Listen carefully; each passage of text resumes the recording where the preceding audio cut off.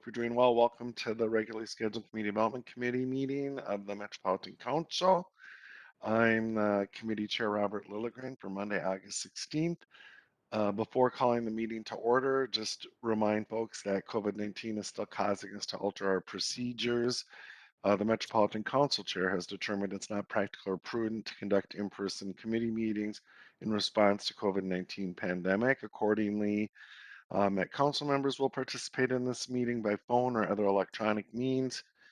And this Community Development Committee meeting will be conducted under Minnesota Statute Section 13D.021. This meeting is conducted by WebEx. It'll be recorded.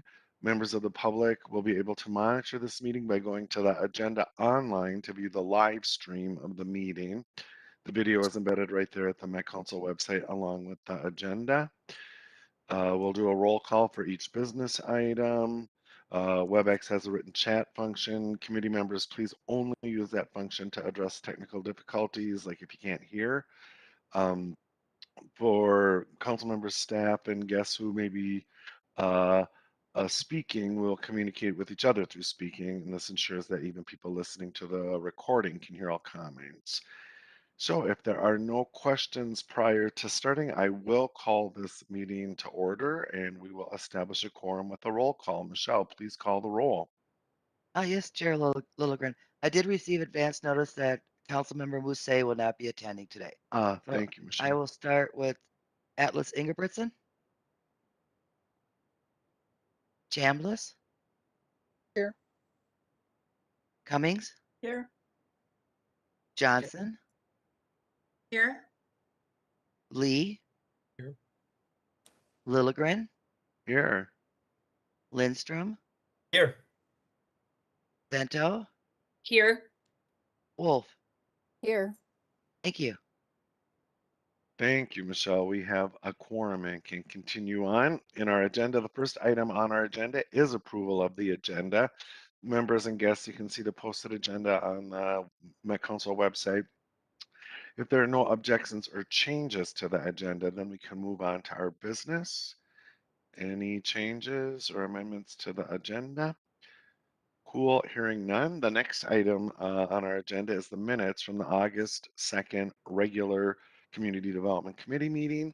And I would entertain a motion to approve, please. Wolf moves approval. Thank you, Johnson seconds. Thank you, council members. Any discussion, addition, corrections? Excuse me, I did not hear who's second. Was Johnson. Okay, Johnson, thank you. Councilmember Johnson. Yep. Cool. Hearing no discussion, Michelle, please call the roll on the minutes. Yes, Chair Lilligren. Atlas Ingebrigtsen, Chambliss, Cummings, Aye. Johnson, Aye. Lee, Aye. Lilligren, Aye. Lindstrom, Aye. Vento, Aye. Wolf. Aye. Thank you. Thanks, Michelle. That is adopted and the minutes are approved. And first business item on our agenda is 2021-214. It's a public hearing for the 2022 Annual Public Housing Agency Plan. And I see we do have guests here, so welcome. The Met Council, as an administrator of the U.S. Department of Housing and Urban Development Housing Choice Voucher Program, our HRA is required to, our Housing and Redevelopment Authority is required to prepare and submit an annual update to its public housing agency plan. The plan serves as a guide to the Metro HRA programs, policies, operations, and strategies for serving the needs of very low and extremely low income households. The plan is intended to be a convenient source of information for program participants, the federal government, and the general public. The annual Public Housing Authority plan is the subject of this hearing today. As noted at the opening of today's meeting, due to COVID-19, this public hearing will occur in this electronic format. So at this time on our agenda, we welcome public comment. I think we have 3 people pre-registered to speak, and I'll call your name And staff will unmute your line when it's time to make your comments. Please keep your comments, individuals 3 minutes, organizational representatives 5 minutes, a 3 to 5 minute range. When you speak, please state your name, place of residence, and the organization you represent, if any. When you're finished, you can leave this meeting if you like and watch through our stream on the YouTube channel. Please state your name for the record. I said all that already. Let's see. Okay, so starting on our list, we have 3 people signed up, and then I'll certainly open it to further comments. The first person that we have signed in to speak is my old friend, Lee Blons. She is the CEO and president of Beacon Interfaith. Lee, welcome. And can we unmute Ms. Blons, please? Is that you, Greg? There. Thanks, Lee. Welcome. Thank you. Thank you, Chair Lilligren and council members. I am the CEO and president of Beacon Interfaith Housing Collaborative. I live in St. Paul, Minnesota. I'm here to testify on the annual plan that's being proposed to HUD. We would ask that you amend, amend the plan proposed by staff. We ask that you specifically commit to providing project-based vouchers as part of the plan for 2022. I have 3 points that I wish to make today.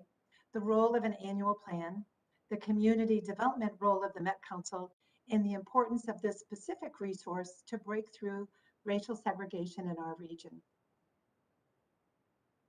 As far as we understand, this is an annual plan, but it appears to use very generic language.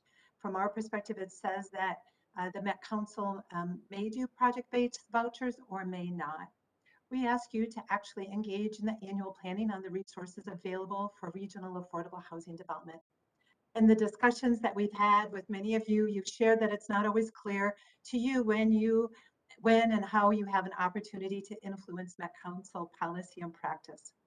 As I understand it, you are required to vote on this annual plan. So we ask you to not just check a box for HUD, but to actually engage in conversation with each other in the community on this precious resource.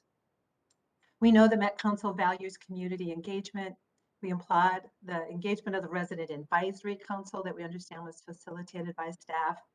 We would lift up that staff could also facilitate input from others in the community as well, nonprofit organizations, mayors, county staff. It's our experience that they will not choose to testify unless explicitly invited for testimony. Given the power that the Met Council wields as a funder, they can be intimidated to testify in what is perceived to be in opposition to the staff recommendation. As part of this annual plan process, I ask you to step into your full role as the community development planning of the Met Council for the whole region. I believe an important part of your perspective is guiding the overall development through the comprehensive plan for the region. You devote significant resources to working with all of the municipalities to developing and approving the comprehensive plan that specifically sets affordable goals for each community, affordable housing goals. We commend you for explicitly naming the goal of creating homes that are affordable at 30% area median income, the lowest income people in our communities. Given the disparate income of BIPOC communities, this is an important step in naming the changes necessary for Black, Indigenous, and people of color to have an opportunity to live in the community of their choice. I would ask you that you have staff report to you what is the total number of homes affordable at or below 30% area median income that you have set for your goals in the comprehensive plan? And what are the resources necessary to reach that goal? I don't know of any affordable housing expert that would say that homes can be created at or below 30% area median income without a rent subsidy. The Met Council is the primary and in many communities, the sole provider of rent subsidy in the whole region outside of Minneapolis and St. Paul. You have an opportunity, and dare I say, a responsibility to make available rent subsidies to support communities in reaching the goals that you and they have mutually agreed upon. Minneapolis and St. Paul PHAs regularly provide project-based vouchers to encourage the development of deeply affordable homes in their cities. If you don't offer vouchers, you will drive all deeply affordable and supportive housing development to be only in Minneapolis and St. Paul. The choice is yours. Predictability matters to all developers. I want to be clear that Beacon's not asking for all rent vouchers to be project-based. We support the both and approach that HUD sets. HUD requires that 85% of the vouchers remain for scatter site homes. And if staff have explained, providing project-based vouchers is not a break from past practice. However, we ask that you explicitly make this commitment. We're asking you to move toward full utilization of the flexibility that HUD provides to you to project-based 15% of the vouchers. We understand that moving toward 15% is based on the vouchers being turned in each year, so it won't happen overnight. But we do believe that the annual plan could explicitly and should explicitly state that project basing will occur to support the comprehensive plan of the Met Council, and then develop a plan for the number of vouchers to be made available each year to reach that 15% allowed by HUD. Knowing that they will be available next year and every year will drive regional development. In the hot real estate market that we're in currently, a nonprofit organization like mine has to take significant financial risk. We need to purchase $1 million piece of property that is dependent on managing through the myriad of capital, rent subsidy, and service funding to create a new supportive housing development. Vista 44 Family Supportive Housing in Hopkins received MHFA funding after 3 years, only after you made project-based vouchers available. Prairie Point, the first of any major homeless housing in Scott County, is stuck in development delays due to a lack of rent subsidy. And now I wish to bring to your attention the desire to create family supportive housing in the East Metro. It is desperately needed to help families exit homelessness and the child welfare system. But where should we locate it? We're excited that Ramsey County is stepping up to the plate with an HRA levy this year, which will bring new resources. They're interested in fostering deeply affordable homes in the suburbs and breaking down economic barriers that keep Black, Indigenous, and people of color being able to have choice in the community. But I'm in a discussion with my board and staff right now. If we choose the St. Paul location, it's a slam dunk to get rent subsidy and therefore MHFA funding. Or do we dare to take the risk to select a suburban location and create choice for families exiting homelessness? Can we count on the Met Council, on you being a partner in this process? I want to be clear that we love the capital funding that you make available, but the most important resource that you have is your rent subsidy. We understand from staff that project basing creates an administrative burden with limited resources. Perhaps as you put together your annual plan, including your budget, you think creatively about how you invest your resources most wisely and how you have the greatest fair housing impact. I don't know what HUD allows, but perhaps you could even charge us, the housing developer, for the administrative costs. Let's think outside the box to solve what appears to be a minor issue to meet the hefty goals that you've set for regional affordable housing development. As I wrap up, I just want to lift up that we believe this is a fair housing issue. I hope that you have all read the recent Star Tribune article on the impact of zoning on the segregation that we experience in the Twin Cities. These NIMBY zoning fights are the ones that Beacon and other nonprofit housing developers are willing to take on if you give us the resources. When someone on the wait list gets a voucher, around 35 to 40% of them will turn that voucher back to you because they can't find a landlord willing to accept their voucher, perhaps for economic reasons, or perhaps out of prejudice, or perhaps because of a past eviction on their record. Another significant percent will Excuse utilize. me, Ms. Lunds, I just want to let you know you're running almost 8 minutes, so I'm sorry to have to let you know that. All right, may I have just a sentence or two to finish? Yep, go for it, Mr. Lee. Mr. Chair, point of order. Yeah, How many speakers do we have, Mr. Chair? 3 on the list. And how much time are we planning to give for the public hearing? So we asked the speakers 3 minutes individual, 5 minutes if they're representing an organization. Okay, thank you, Mr. Chair. Thanks. Go for it, Lee. Thank you. I apologize for running long. Another significant percentage will utilize the vouchers within Minneapolis and St. Paul rather than in the suburban, exurban communities, perhaps out of choice or perhaps due to discrimination in the suburbs. When you project-based vouchers in a housing development in the suburbs, specifically designed to welcome people with low income and people who've experienced eviction, you can affirmatively break down the systemic barriers built into our inequitable housing system. When you project-based vouchers for supportive housing, you create a new system that embraces choices, recognizes that homelessness is regional, and that the government's role is to change systems, not perpetuate them. Please support a HUD annual plan that commits to project-based vouchers next year. Thank you for your time. Thanks, Ms. Blantz, for your testimony and for being here today and for all the work that you do in the affordable housing community in our region. Moving through the speakers list, next on the list, and I hope I'm pronouncing this correctly, is Teresa Delata. Teresa, welcome. Ms. Delata. Can you hear me? Yes, we can. And yes, you did get my name right. My name is Oh, good. Teresa. My name is Teresa Delata, and I'm a renter in Southwest Minneapolis. I'm a leader with Beacon and an active member of my parish, St. Joan of Arc Catholic community. I've also been homeless 8 or 9 times and currently pay over 72% of my income towards market rate 1-bedroom apartment. I just got on the Section 8 choice voucher wait list in 2019 with Minneapolis Housing Authority. I called last week to update my information, and the representative said that they are just starting to issue choice vouchers for individuals who got accepted to the wait list in 2008. At the beginning of this year, a group of Beacon leaders began working with Met Council members to determine the process to award project-based vouchers to affordable housing developments in the Twin Cities. Last year, Prairie Point and Shakopee received 42 of those vouchers, which were conditional upon a housing award from Minnesota Housing. We knew that if we didn't get that award in 2020, we would need to come back in 2021, and we came back. In March, we found out the process and timeline from the Metro HRA, which included no new project-based vouchers issued for 2021.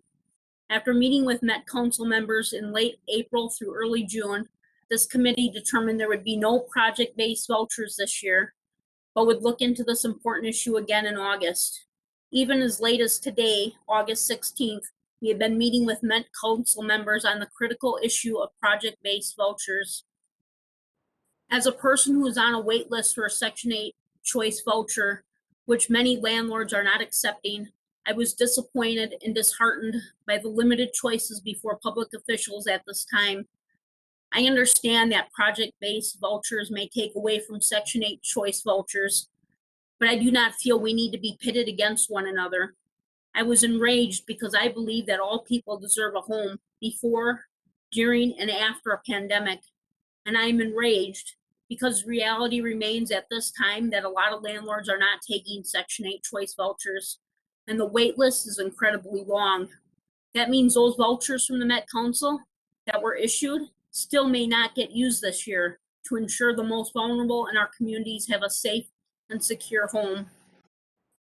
To me, I'm willing to wait on the list and work on affordable housing developments like Prairie Point if it means a project-based voucher will secure supportive housing for a single parent with children in a neighboring community. Tonight, each of you on the Met Council have the power to make that choice too. Met Council can secure housing for families at Prairie Point and future supportive housing developments like them across the Twin Cities. I urge you to amend the PHA to make 200 project-based vouchers eligible for 2022 and make a permanent commitment to project-based vouchers for every year to come. That would make my birthday wish come true as I turn 47 today. Thank you. Ms. Delata, thanks so much for being here and for your testimony. Happy birthday to you as well. Thanks for your very informed remarks. Next on this list for speakers in the public hearing is Dana Kennedy. Ms. Kennedy, welcome.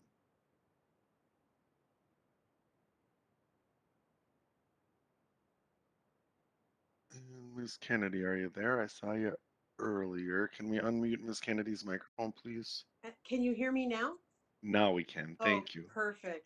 Hello, everybody, and thank you for having me today. My name is Dana Kennedy, and I live at 1606 Minnehaha Avenue West, St. Paul, 55104. I'm a member of Unity Church Unitarians Affordable Housing Team in St. Paul, and I'm a leader with Beacon. When Ted Mondale was the chair of the Met Council, I was hired as the first communications manager of the very first light rail line. I loved representing the Met Council's bold leadership on such an important project to so many people. Getting to work, visiting family, it's fundamental. But even closer to my heart is housing. And I have to tell you, I have never told this part of my story publicly before. When my father died, my mother moved all 5 of us into a 2-bedroom apartment filled with cockroaches, silverfish, and weevils. I moved every year from 3rd grade through 10th grade. Then something magical happened. A brand new 20-story government subsidized housing building was completed. My mother qualified and she moved all 5 of us 27 miles to a brand new community. My younger sisters got to finish elementary school, middle school, and high school in the same home at the same address. What a different, more stable childhood they had from mine. We all know about the waiting lists, as Teresa shared, the pros and cons of individual vouchers, the pros and cons of project-based vouchers. But it's not one type of voucher versus the other. As some council members have said, we can have both. My family is the result of the stability afforded by the type of projects spearheaded by Beacon.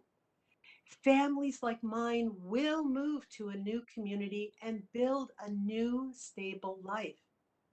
It adds more choice for families like mine who want to get away from the communities that we had to choose to live in due to the lack of other choices. Excuse me.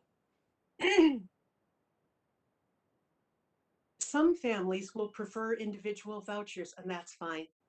But please keep project-based vouchers alive. Please create a dependable allotment of project-based vouchers so that families can stop moving around like I did as a child, from one disgusting apartment building to the next disgusting apartment building. You are the keepers of the project-based vouchers. Please let us as families have access to them, those of us who want them. Please build them into the 2022 plan. Thank you very, very much. Thank you, Ms. Kennedy, for your testimony and sharing your story with us today. Those were the three speakers that I had signed in. Is there anyone else here today that came to testify in the public hearing on the annual public housing agency plan for 2022? Anyone else? Okay, seeing and hearing none, I will close the public hearing. Thank you all for attending and for your testimony. Also, to remind people that public comments can be received through August 31st, 2021 by 4:30 p.m. And as a reminder to comment on the annual Public Housing Authority plan, members of the public may still provide comment by writing to us at our headquarter address 390 Robert Street North, St. Paul, Minnesota 55101. You can fax comments to the Met Council at 651 602 1313. And you can email the council at data.center@metc.state.mn.us. That's data.center@metcouncil, metc.state.mn.us. Or you can record a comment on the public comment line at 651 602 1500 or TTY at 651 291 0904. After the close of the public comment process, our staff will prepare a summary of public comments, and the council will have the opportunity to review those comments prior to council action on the Public Housing Authority plan. So the public hearing is now closed. Thank you. And we will move on in our agenda to the other business items. The next is the consent agenda. There's just two items on this agenda that staff has determined are routine and non-controversial. It's the City of Waconia Waterford Additions Comprehensive Plan Amendment and the Housing Trust Fund Program Grant Review Board Resolution. And so I would entertain a motion to approve the consent agenda, please. Vento moves approval. Thank you, Councilmember. Is there a second? Cummings Wolf second. seconds. Okay, a couple of them. Thank you, council members, for the seconds. Any discussion on the motion? Discussion, hearing none. Michelle, please call the roll. Yes, Chair Lilligren. I'm gonna start with Chambliss, Aye. Cummings, Aye. Johnson, Aye. Lee, Aye. Lilligren, Aye. Lindstrom, Aye. Vento, Aye. Wolf. Aye. Thank you. Thank you, Michelle. The consent agenda is adopted, and we'll move on to our non-consent business items. The first is 2021-206. It's the Bruce Vento Regional Trail Master Plan Amendment by Ramsey County, our implementing agency, and Colin Kelly is here to present. Welcome, Mr. Kelly. You. Good afternoon, Mr. Chair and council members. Can you hear me okay? Yes, we can. Great. As was stated, I am Colin Kelly, planning analyst, and I'm here to present the Bruce Vento Regional Trail Master Plan Amendment on behalf of Ramsey County. Next slide, please.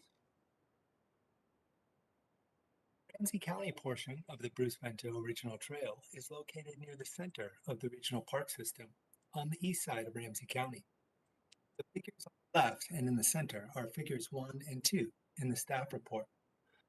The Ramsey County portion of the trail is the focus of this plan amendment and includes segments 2B, 2C, 3, and 4 in the figure on the right. This is figure 3 in the staff report. This plan amendment does not address the City of St. Paul's portion of the Vento Trail, which is south of Larpenteur Avenue. Next slide, please. Public, stakeholder, and agency engagement for Ramsey County's portion of the Vento Trail occurred over the course of several years. For segments 2B and 2C, the project team coordinated engagement activities with Rush Line Bus Rapid Transit, or BRT, project staff and implemented both traditional engagement opportunities and opportunities specifically tailored to the diverse communities living in the corridor. The project team strived to connect with historically underrepresented communities living and working near the trail corridor and prioritized events to attend using lenses of equity, inclusivity, maximizing voices heard, and geographic representation.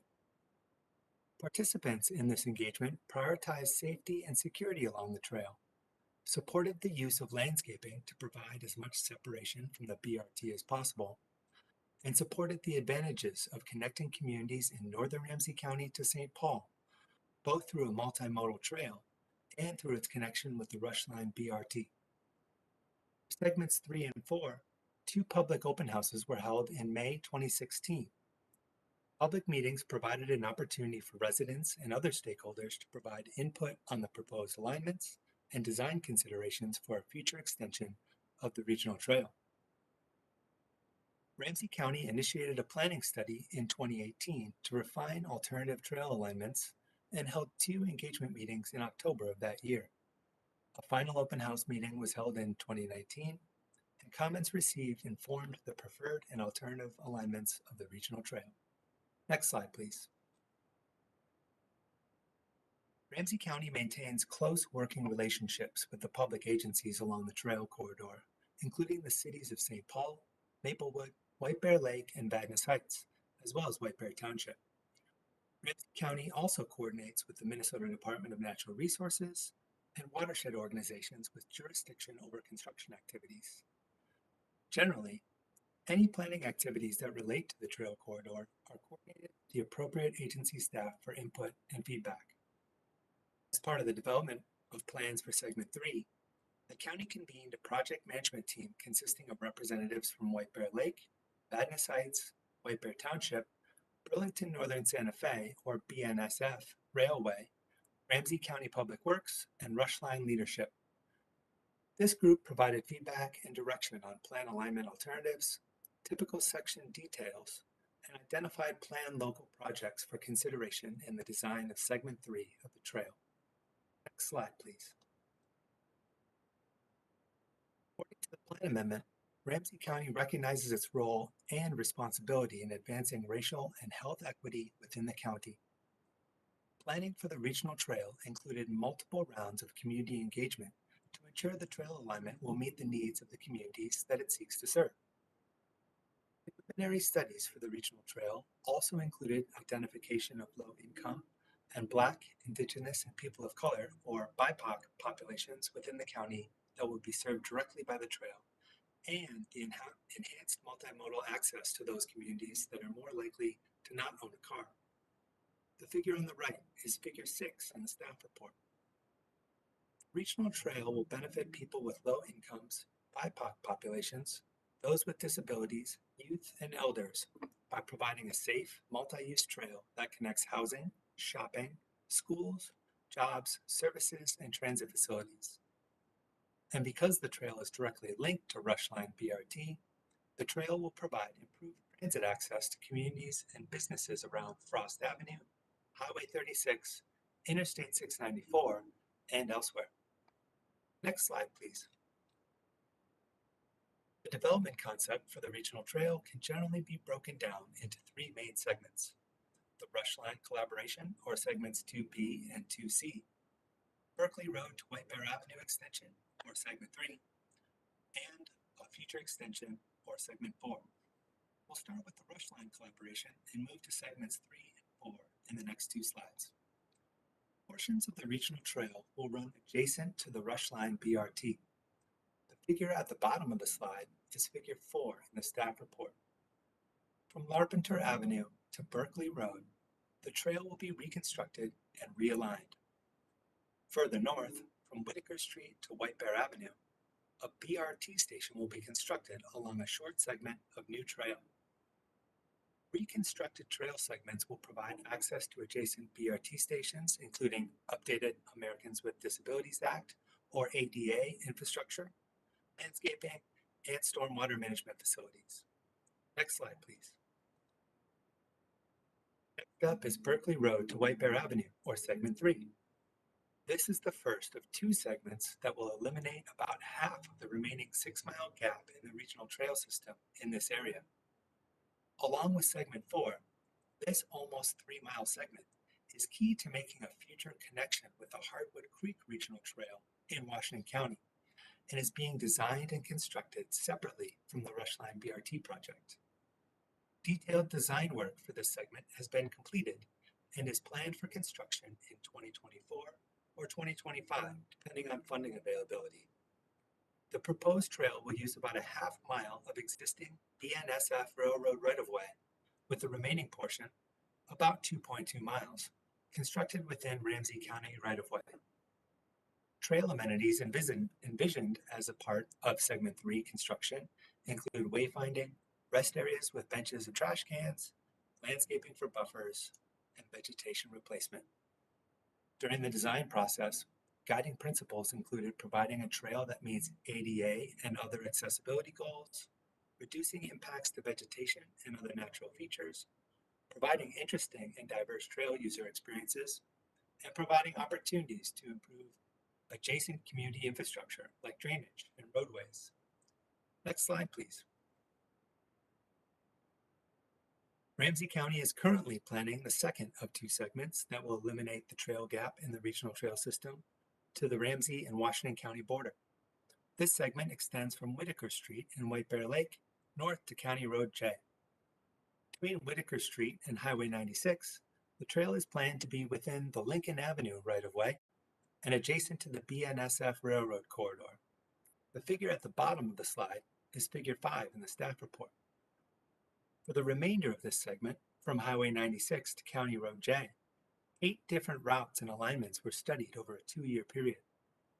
A big part of this study was investigating the feasibility of locating the trail within or adjacent to the BNSF right-of-way and Highway 61 corridor through the heart of downtown White Bear Lake, a consistent choice expressed by many in the community. However, it was concluded that there were no feasible solutions for locating the trail within either of these spaces. Quote-unquote Route 1 was identified as the preferred route through the downtown area for connection to Hugo Road. Specific details on the preferred and an alternative trail corridor are described on the bottom of page 9 in the staff report. Funding has not yet been secured for implementation of Segment 4. The county is actively exploring potential funding opportunities to construct all or portions of this segment. Next slide, please. Total estimated costs of acquisitions in segments 3 and 4 is between $71,000 and $421,000. The variability in this estimate is because the final alignment of segment 4 has not been established. The total estimated cost associated with the construction and maintenance of segments 3 and 4 is $15,810,000. You may have noticed I didn't mention any costs related to segments 2B or 2C. That is because any acquisition, development, or redevelopment in these segments will be completed under the Rushline BRT project, meaning no cost to Ramsey County Parks and Recreation for these specific facets of implementation. That said, the plan amendment includes an estimated annual operating budget of $64,400 for the full extent of Ramsey County's portion of the trail. Altogether, the total estimated cost associated with this plan amendment is between $15,945,400 and $16,295,400, which includes the first year of operating costs. And I should note, approval of this master plan amendment does not commit the council to any funding at this time. Next slide, please. The Vento Regional Trail Master Plan Amendment is consistent with the requirements of the 2040 Regional Parks Policy Plan, particularly Planning Strategy 1, Master Plan requirements, as well as Planning Strategy 2, Enhanced Multimodal Access, which is referenced in the Rationale section of the staff report. The Master Plan Amendment is also consistent with other council policies, such as those found in Thrive MSP 2040. Next slide, please.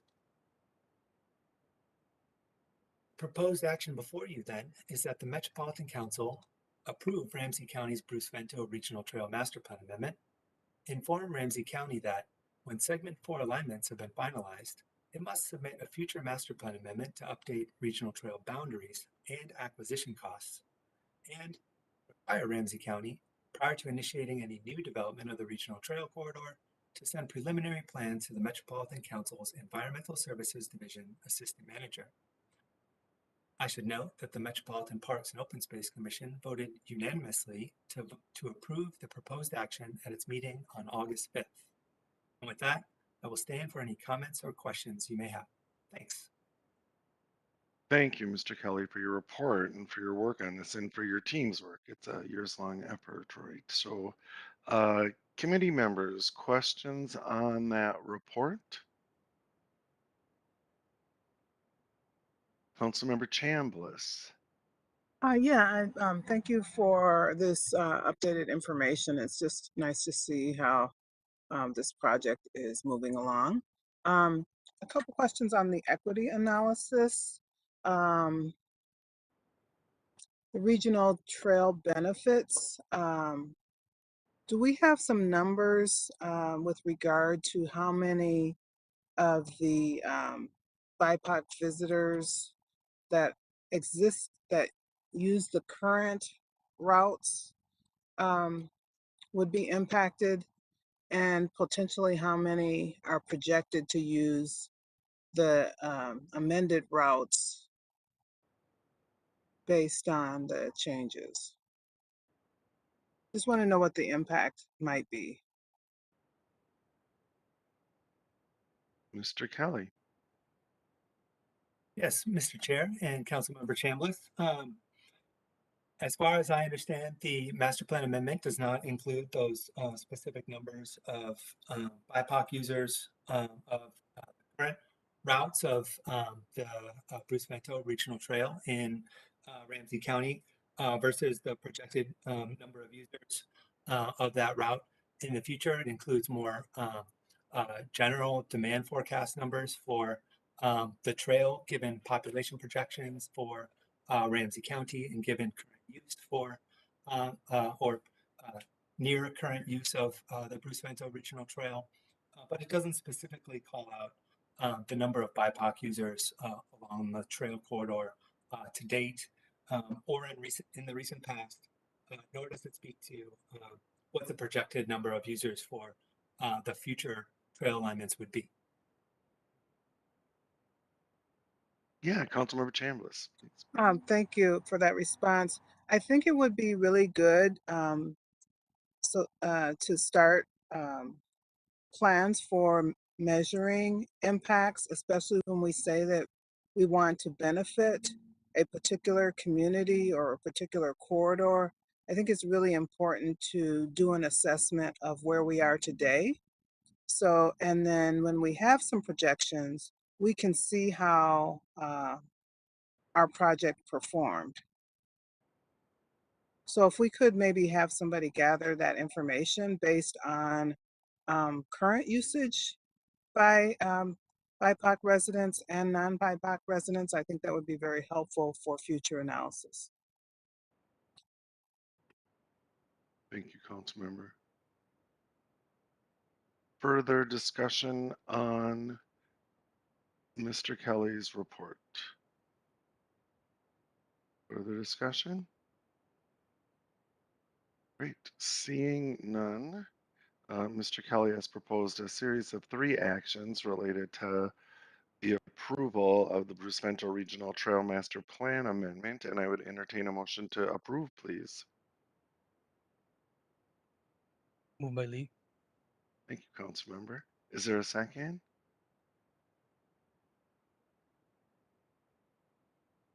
A second. Johnson seconds. Thank you, Councilmember. Discussion on that motion? Any discussion? Great. Hearing none. Michelle, please call the roll on the motion. Yes, Chair Lilligren. Chambliss, Aye. Cummings, Aye. Johnson, Aye. Lee, Aye. Lilligren, Aye. Lindstrom, Aye. Vento. Aye. Or excuse me, abstain. Thank you. That's what I was expecting. Thank you. And Wolf. Aye. Thank you. Great. And Mr. That Chair, motion is adopted. Yeah, Councilmember Vento. I'm sorry, Murphy's got some opinions here too, but I just want to indicate that I'm going to have a conversation with General Counsel about my abstentions on the Vento Trail and Vento sanctuary items. There is no conflict of interest. There's other than the name, and I think we're getting to a point where it's kind of ridiculous for me to abstain. So I just thought I'd give you a heads up that I'm gonna probably start weighing in more. Thanks. Yeah, I appreciate the heads up. Thanks, Councilmember. Mr. Chair. Yeah, was that Councilmember Johnson? I didn't. Yeah, Yes, Councilmember Mr. Johnson. Chair. I just really want to thank Councilmember Vento for raising that. I don't think there's a conflict either. And it's a proud moment for everybody. And it's an even prouder moment for you. And you should be able to participate. So thank you. Great. Beautifully said. And I agree. And it's actually kind of nice as a committee member to have someone with the same name on our committee as we talk about these Vento Trail and Vento Sanctuary actions. So thanks for following up with that, Councilmember Vento. Great. We will move on to our final business item for today. It's item 2021-212. It's the City of Farmington VDOT Development Comprehensive Plan Amendment. And Patrick Boylan is here to present. Welcome, Mr. Boylan. Thank you, Chair Lilligren. Can you hear me okay? Yes, we can. Excellent. Next slide, please. Well, my name is Patrick Boylan, and I'm a sector representative in local planning assistance, and I'll be talking to you about this amendment before us today. As shown as figure 2 of the staff report, Thrive MSP 2040 gives the City of Farmington a community designation of emerging suburban edge. And the area affected by this amendment is shown in red in the lower central portion of the community. Next slide, please. As shown in figure 1 of the staff report, this map shows the regional systems in relation to the amendment site. The Lake Marion Greenway Regional Trail is located near the middle of the site and it connects with the Vermilion Highlands Greenway as you travel east and as you connect with the Vermilion River Wildlife Management Area and the Vermilion Highlands Regional Park. Both are spectacular parts of the regional systems, and if you haven't been to either place, I highly recommend a trip out to Wendy's District to check it out, especially the regional park. Next slide, please. The amendment proposes to re-guide a little over 80 acres for mixed use, which is a commercial residential designation, high density residential, medium density residential, and park open space to a new configuration of low medium density residential and medium density residential. The purpose of the amendment is to accommodate the development of 141 single family lots and 6 lots for 8-unit multifamily structures for a total of 189 units. The site also includes 26.8 acres of park and open space. The amendment site is generally located south of County State Aid Highway 50, east of Eaton Avenue, and west of Pilot Knob Road. Next slide, please. As shown as figure 3 of your staff report, the amendment shows a mix of uses. The top image is from the 2040 plan for the city of Farmington and shows a mixed use of commercial industrial on the northern portion of the site, the pink area, and also some medium and high density residential parcels as well. The bottom image shows the city would like and also to change this medium to medium density and this low medium density designated uses. As I said, the application is proposing to develop the property of 189 units. And sorry, next slide, please. Table 1 from the staff report shown here illustrates the impact of the amendment on the planned residential density in the city. The amendment results in a slight decrease in the overall density from the city from 3.17 to 3.1 units per acre. The proposed amendment decreases the city's inventory of land guided to support the development of low and moderate income housing. And with this amendment, the plan is no longer consistent with the council's housing policy plan. I want to note here that communities found inconsistent with the council's housing policy plan may not draw down funds awarded via Livable Communities Act programs. Farmington is a current participant in the LCA but has no current outstanding awards to draw down. Next slide, please. The findings for you today is the proposed amendment conforms to regional systems, is inconsistent with council housing policy, but consistent with the other remaining council policies. The findings also say that the amendment is compatible with the plans of adjacent affected jurisdictions.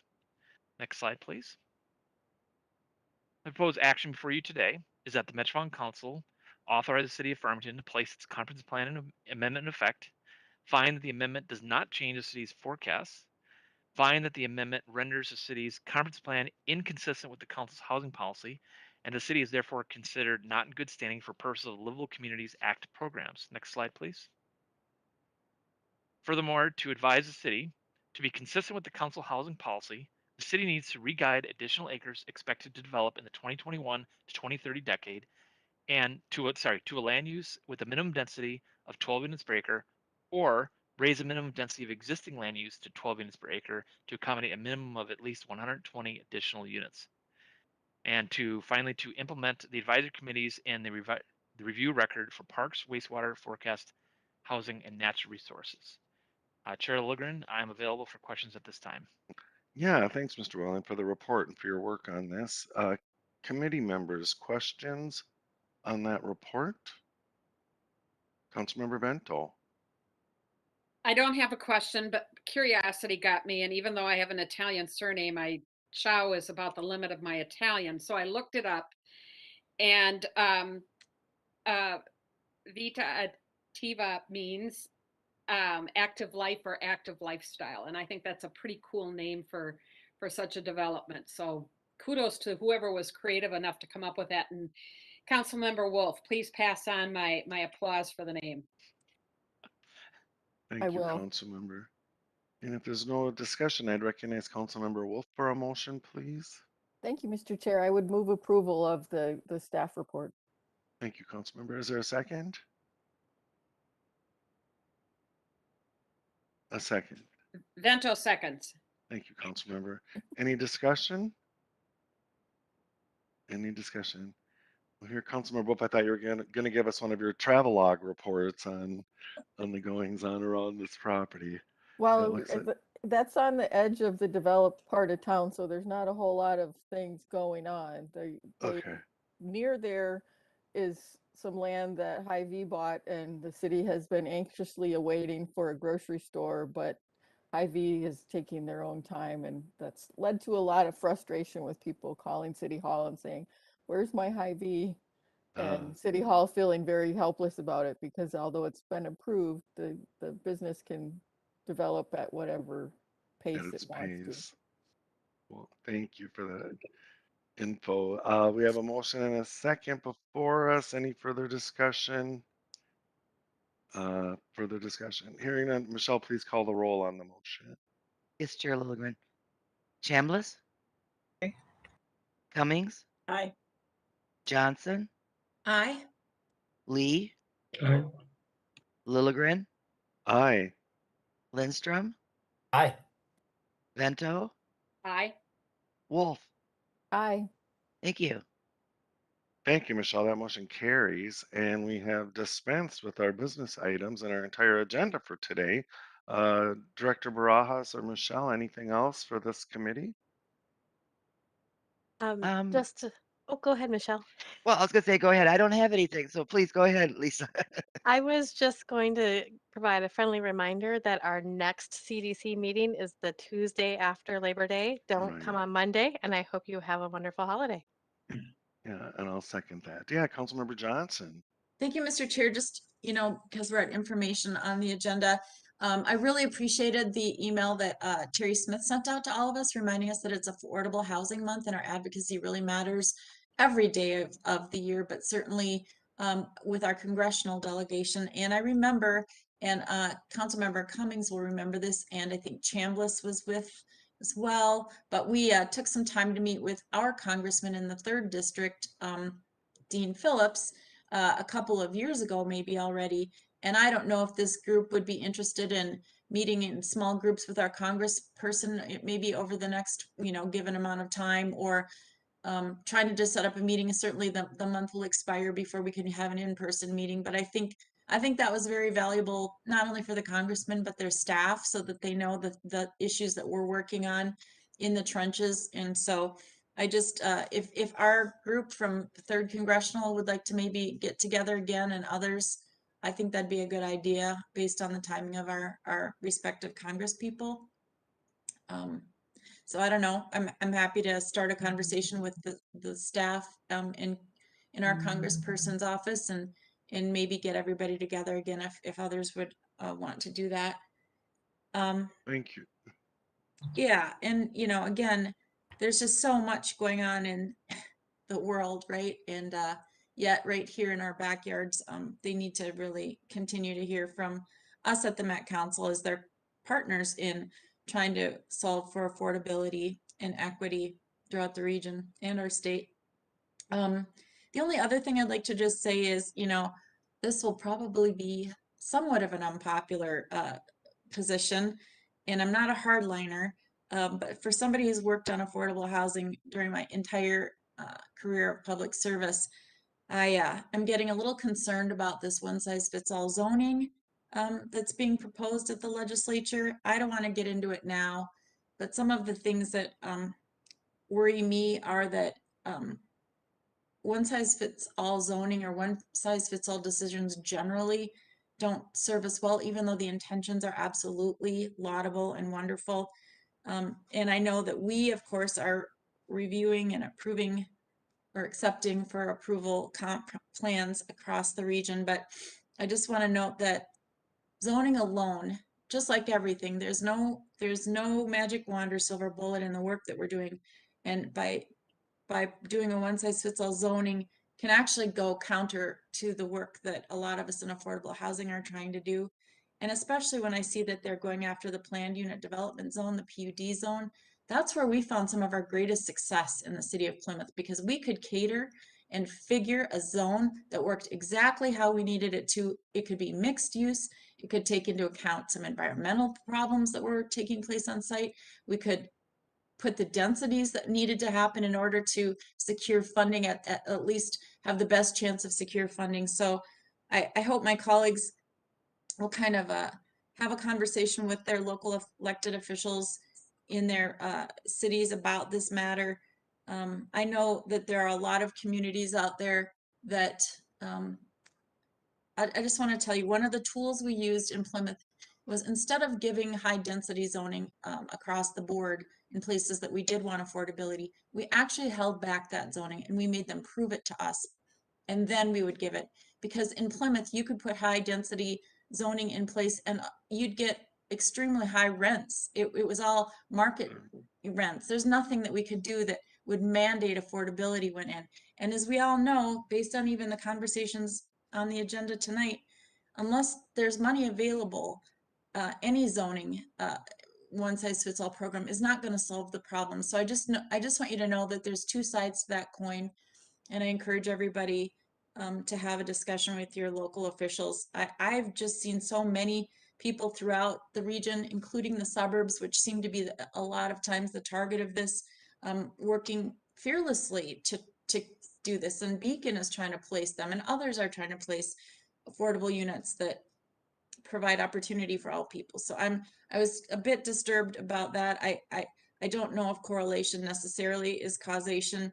I'm sure there are cases where the NIMBYs didn't want zoning to be approved for a certain affordable project, but once again, I just want to state that I just want to be careful of what we ask for, because we may get it, even though the intentions again are very highly commendable, and don't disagree with that at all. Thank you, Mr. Chair, for allowing me a moment of time to express my thoughts. I appreciate it. Thanks, Councilmember. Further discussion, Councilmember Lindstrom. Thanks, Mr. Chair. I just wanted to provide an information item that today was a good day in District 10 because we had a groundbreaking for Amber Union. And you may recall this is 125 units of affordable housing about a block from me in Falcon Heights. And I wish Abdi was here because of his important reminders about the need for larger apartments for larger families. And I think it's something like 45 units out of the 125 will be 3-bedroom apartments. So pretty decent size.